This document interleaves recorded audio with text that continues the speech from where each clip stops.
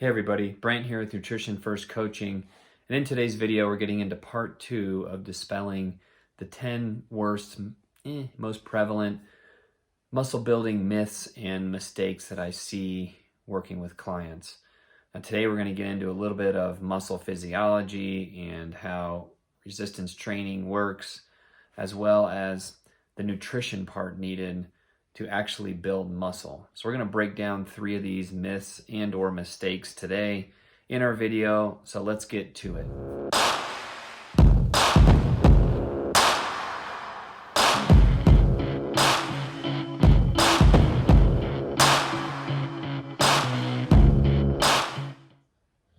Let's get into myth number 4, and that is that women can't gain muscle. Even if we compare this to how much muscle men can gain, women have specific advantages and men have specific advantages. Men have a hormone called testosterone. Yes, this hormone is important for building muscle, but it's not to be overlooked in the fact that women produce 15 to 20 times more estrogen, which is also an anabolic hormone used for growing muscle. Not only that, women produce more growth hormone throughout the day because of how their bodies are designed and for developing children. So this is another anabolic hormone that helps them develop muscle as well, if not better than men. Now, to argue that fact, I can think of 5 people off the top of my head that I see at the gym on a regular basis, and these guys are jacked. They're super muscular, super defined. Obviously, they're doing all the right stuff. Now, I can only think of one woman I've ever seen at the gym that made me stop and look and think how muscular and ripped this gal looked. The reason for that is that women start at a disadvantage.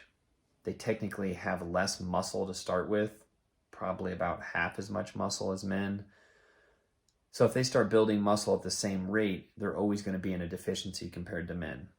Now, having said that, studies have proven that elite lifting females and elite lifting males, so we're taking the best of the genetics here, can grow muscle about 85% as well as men. So that's not too far off. It's just that women are starting at more of a disadvantage when it comes to building muscle. Usually women don't want to grow huge muscles, so is it really a disadvantage? Or at this point, it's just nature versus nurture type of thing, and women are going to build muscle and look great, and it's going to really allow them to function well because they're going to be lighter in general with more muscle, so therefore they're going to move better and be more athletic and feel better, have better metabolisms, on and on and on. So next myth. Myth number 5, lifting more weight isn't that important. Now, you know I love science, so there's nothing in the world quite as predictable as the body's response to stress. And if we're looking at basically mechanical stress to a muscle, this has been studied so many times. If you type this into Google, so many studies will come up, it'll blow your mind. But what happens with a muscle is still slightly a mystery, but we do know what you need to do to a muscle to increase its growth. And that is, you need to progressively overload the muscle. So it needs to have mechanical stress in the form of resistance, and this mechanical stress needs to be progressively applied over time as the muscle continues to adapt. So this mechanical stress causes basically muscle injury or breakdown of the muscle. The muscle grows back stronger. This is what happens in the rest periods between exercising, specifically weightlifting. And then the muscle gets bigger. So this causes hypertrophy. Now this has to happen with the right nutrients on board, so the building blocks, so to speak.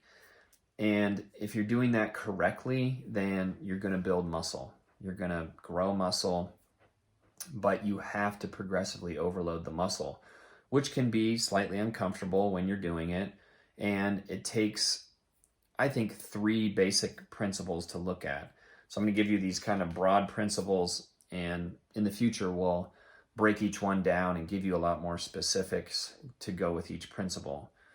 And the first one is you have to do a program that's proven to progressively overload the muscles. I do one called a double progression, and a quick summary of what that is you have a certain rep range, 8 to 10 or 8 to 12 reps, and you try to do a certain amount of weight, say it's 100 pounds of something. If you can get to the end of that rep range, so say I'm doing an 8 to 10 range and I get to the 10th rep, and I still feel like I have a couple reps in reserve, so I could do a couple more reps if I needed to, then on the next set, I'm going to bump the weight up a little bit. Maybe this set I only get 9 with those 2 reps in reserve. Then I bump the weight up a little bit more, and I try to get that 8 with the reps in reserve. As long as I can stay in that window, I'm going to progress the weights, and I'm going to try to progress kind of the stress in that reps in reserve mindset, keeping that static the whole time. The second thing you need to concentrate on is that you're tracking your workouts and following some structure with your workouts, because you need to know how your body's responding. You need to know when you can lift some more weight, how you can push it, when your body needs rest, and when you even need deload weeks if you are pushing it hard enough in the gym that you need those in there. The third thing is you have to have the nutritional demands met with lifting weights to allow for muscle protein synthesis to actually happen. Because if you're not doing this, then you just don't have the building blocks to grow new muscle. Your body's going to take the protein it's getting and it's going to put it to all these other things first. Because building muscle is not that important to the body. It's more important to maintain what it's got. It's more important to run different systems, repair tissues, you name it. Everything goes to those things first. And the last thing that is the protein is shunted to is the muscle protein synthesis process to actually build muscle. So I like the analogy of you have to have the lumber there to keep building the house. Otherwise, you're just running around with the same stuff and you're never accomplishing anything.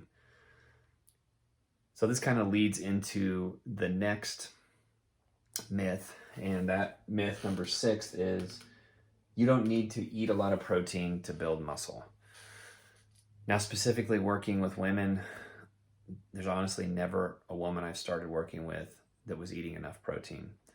They're always deficient, and if their goal is to improve their tone, like we talked about in the last video, which means they have to build some muscle, and to lose body fat, protein is the number one important macronutrient for that. One, because it's going to give you that lumber you need to keep building the house. It's going to give you the building blocks, but it's also going to increase your satiety. So it's going to make you feel less hungry if you're in a little bit of a calorie deficit so that you can lose some body fat. So you've got to have the nutritional building blocks there, protein being the number one source. And all the studies point to the absolute bare minimum is 0.6 grams of protein per pound of body weight, up to 0.8 grams, which I would kind of consider the bare minimum. And if you're in a calorie deficit already, then you're probably looking at 1 gram per pound of body weight. Because if you don't have a surplus of some calories in there to try to build muscle, then you're going to need more protein to try to preserve and build muscle. I hope that makes sense.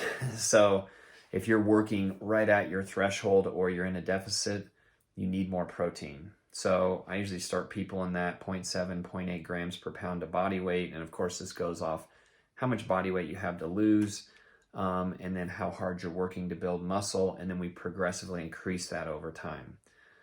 So as you're doing that, you're going to start to have the foundational nutrition there. You're going to be stimulating the muscle like we talked about through that mechanical stress and progressive overload.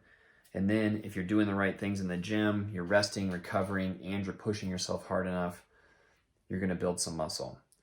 So I hope this helped. I hope that you maybe dispelled a myth or corrected a mistake that either you're making or someone you're close to or working with is making, maybe pass this on to them. Hopefully it'll help them be more efficient in the gym, shore up their nutrition with what they're doing in the gym to make it more effective.